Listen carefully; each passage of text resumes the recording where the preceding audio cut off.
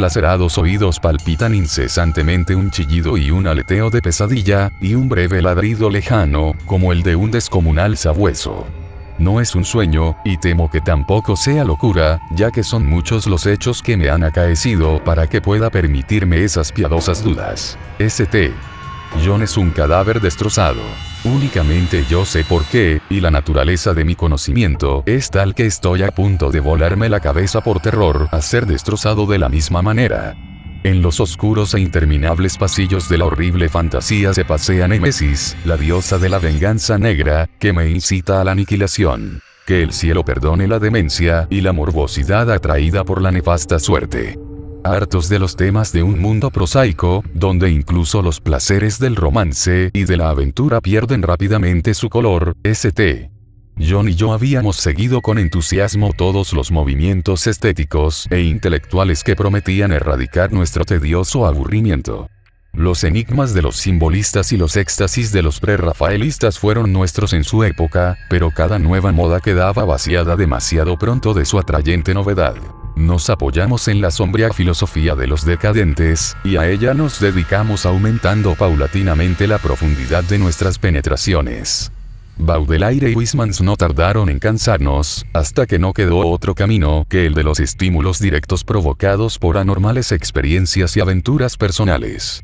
Aquella espantosa necesidad de emociones nos condujo eventualmente por el detestable sendero que incluso en mi actual estado de desesperación menciono con vergüenza y timidez: el odioso sendero de los saqueadores de tumbas. No puedo revelar los detalles de nuestras brutales expediciones, ni nombrar el valor de los trofeos que adornaban el anónimo museo que creamos en la monolítica casa donde vivíamos St. John y yo, solos y sin criados. Nuestro museo era un lugar sacrílego, increíble, donde con el gusto satánico habíamos reunido un universo de terror y de putrefacción para excitar nuestras viciosas sensibilidades. Era una estancia secreta, subterránea, donde unos enormes demonios alados esculpidos en basalto y ónice vomitaban por sus bocas abiertas una extraña luz verdosa y anaranjada, en tanto que unas tuberías ocultas hacían llegar hasta nosotros los olores que nuestro estado de ánimo apetecía. A veces el perfume de pálidos lirios fúnebres, a veces el narcótico incienso de unos funerales en un imaginario templo oriental, y a veces, como me estremezco al recordarlo, la espantosa fetidez de una tumba descubierta. Alrededor de las paredes de aquella repulsiva habitación había féretros de antiguas momias alternando con hermosos cadáveres que tenían una apariencia de vida, perfectamente embalsamados por el arte del moderno, y con lápidas mortuorias arrancadas de los cementerios más antiguos del mundo.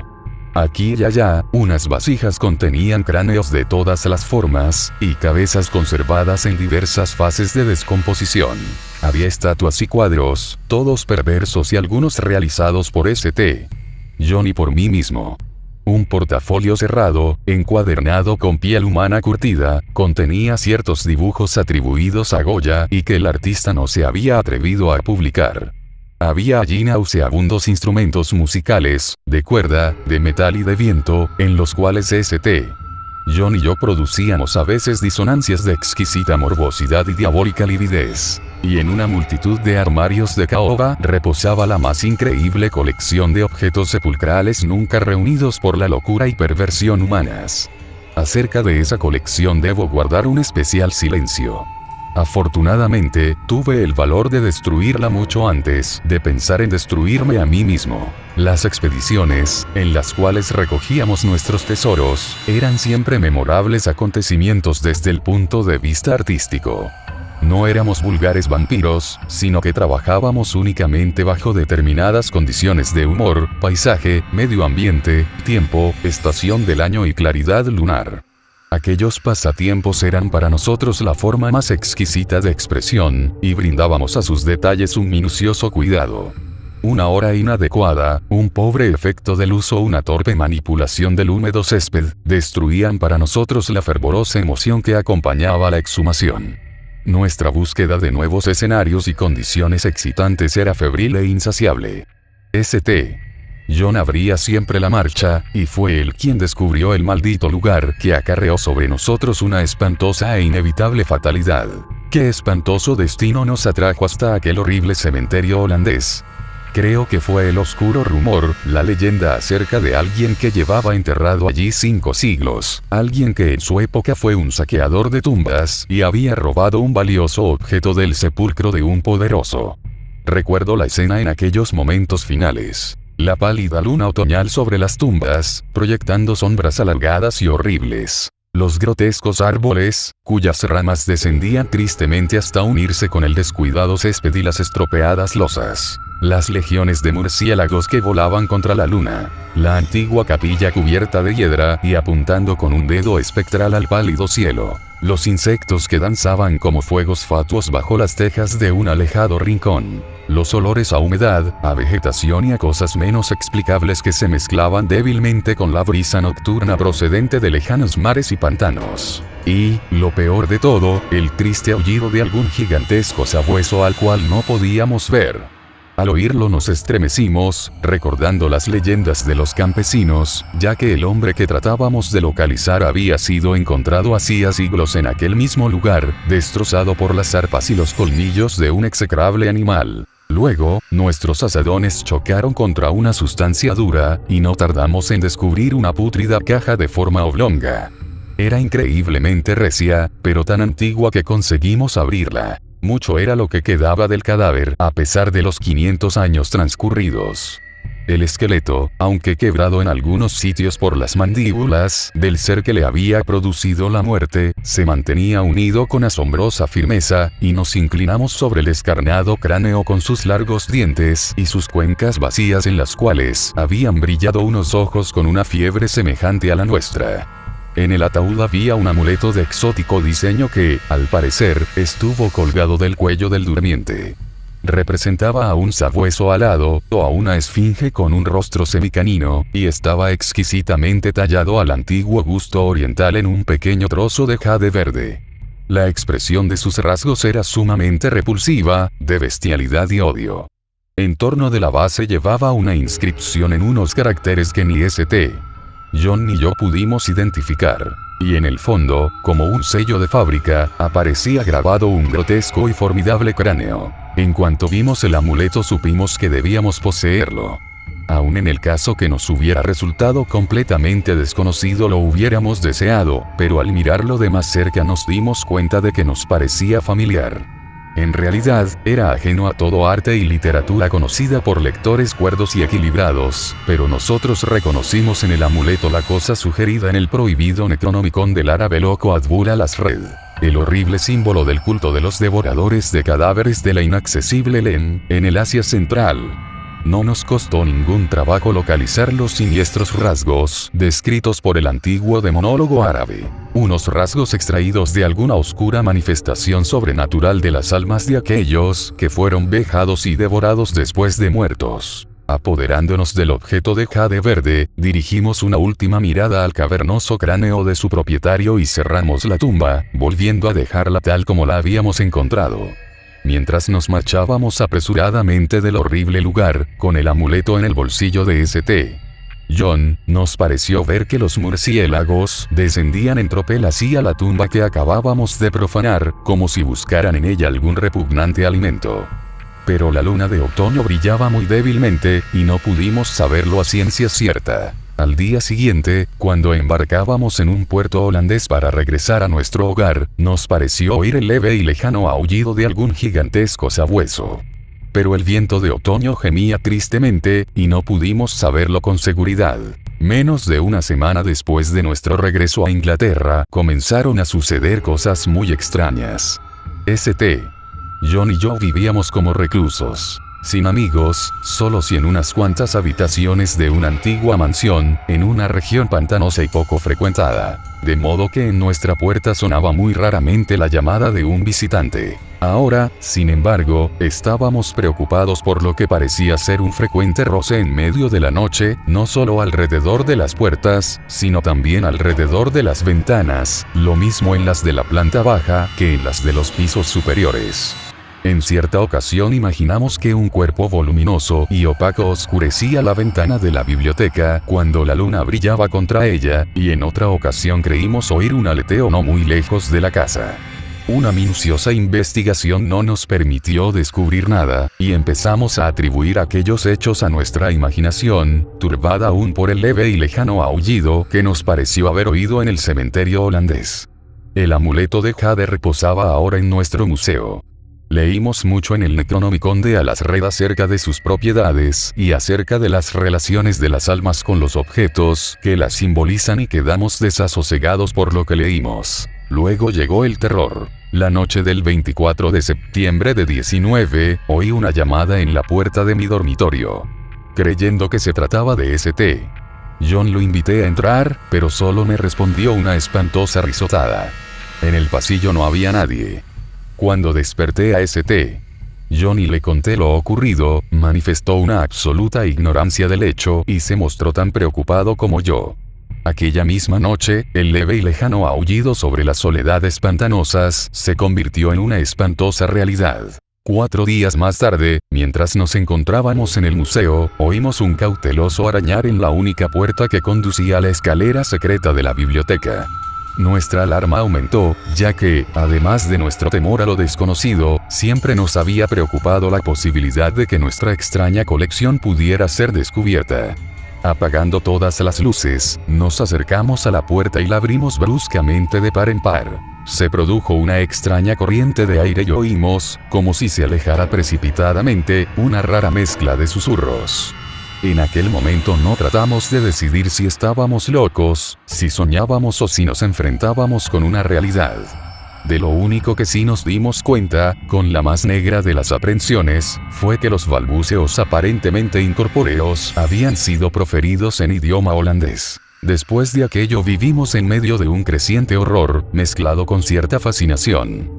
La mayor parte del tiempo nos ateníamos a la teoría de que estábamos enloqueciendo a causa de nuestra vida de excitaciones anormales, pero a veces nos complacía más dramatizar acerca de nosotros mismos y considerarnos víctimas de alguna misteriosa y aplastante fatalidad.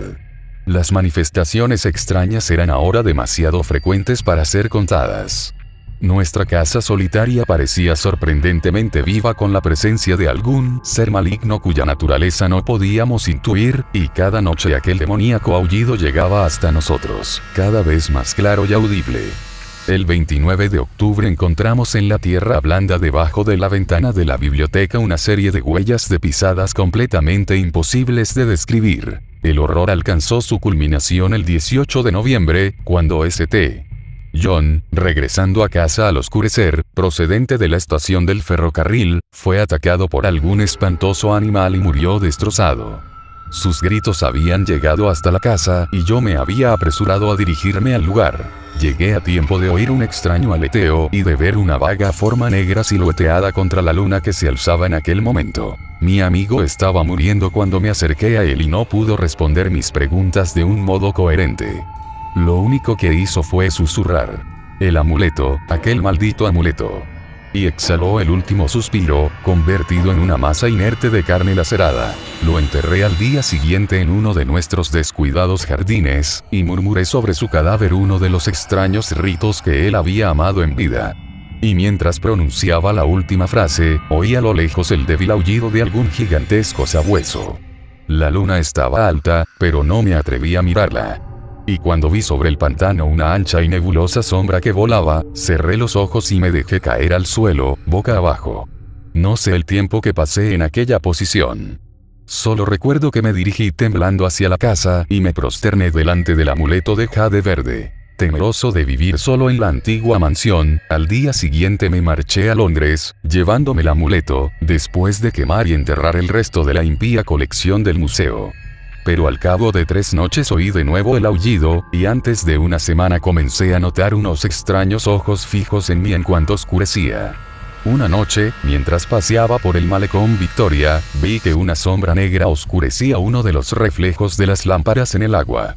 Sopló un viento más fuerte que la brisa nocturna y, en aquel momento, supe que lo que había atacado a St. John no tardaría en atacarme a mí. Al día siguiente empaqué el amuleto de jade verde y viajé hacia Holanda. Ignoraba lo que podía ganar devolviendo el objeto a su silencioso y durmiente propietario, pero me sentía obligado a intentarlo todo con tal de evadir la amenaza que pesaba sobre mí. Lo que pudiera ser el sabueso, y los motivos para que me hubiera perseguido, eran preguntas todavía vagas. Pero yo había oído por primera vez el aullido en aquel antiguo cementerio, y todos los hechos siguientes, incluido el moribundo susurro de St. John, habían servido para relacionar la maldición con el robo del amuleto. En consecuencia, me hundí en la desesperación cuando, en una posada de Rotterdam, descubrí que los ladrones me habían despojado de aquel único medio de salvación. Aquella noche, el aullido fue más audible, y por la mañana leí en el periódico un espantoso suceso en el barrio más pobre de la ciudad. En una miserable vivienda habitada por unos ladrones, toda una familia había sido despedazada por un animal desconocido que no dejó ningún rastro. Los vecinos habían oído durante toda la noche un leve, profundo e insistente sonido, semejante al aullido de un gigantesco sabueso. Al anochecer me dirigí de nuevo al cementerio, donde una pálida luna invernal proyectaba espantosas sombras, y los árboles sin hojas inclinaban tristemente sus ramas hacia la marchita hierba y las estropeadas losas. La capilla cubierta de hiedra apuntaba al cielo un dedo burlón, y la brisa nocturna gemía de un modo monótono procedente de helados marjales y frígidos mares.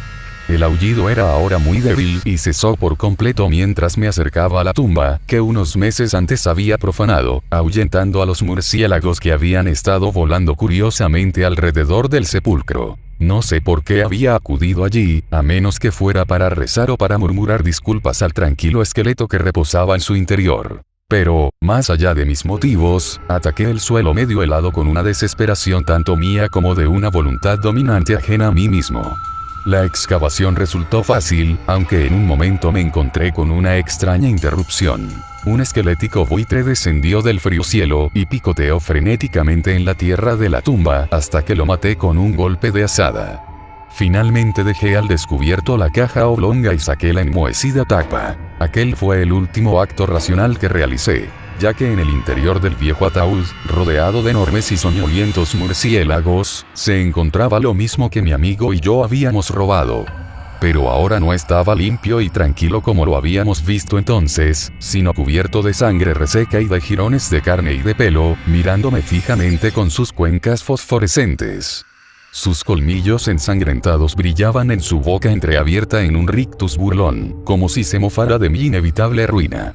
Y cuando aquellas mandíbulas dieron paso a un sardónico aullido, semejante al de un gigantesco sabueso, y vi que en sus sucias garras empuñaba el perdido y fatal amuleto de jade verde, eché a correr, gritando estúpidamente, hasta que mis gritos se disolvieron en estallidos de risa histérica. La locura viaja sobre el viento, garras y colmillos afilados en siglos de cadáveres, la muerte en una bacanal de murciélagos procedentes de las ruinas de los templos enterrados de Belial. Ahora, a medida que oigo mejor el aullido de la descarnada monstruosidad, y el maldito aleteo resuena cada vez más cercano, yo me hundo con mi revólver en el olvido, mi único refugio contra lo desconocido.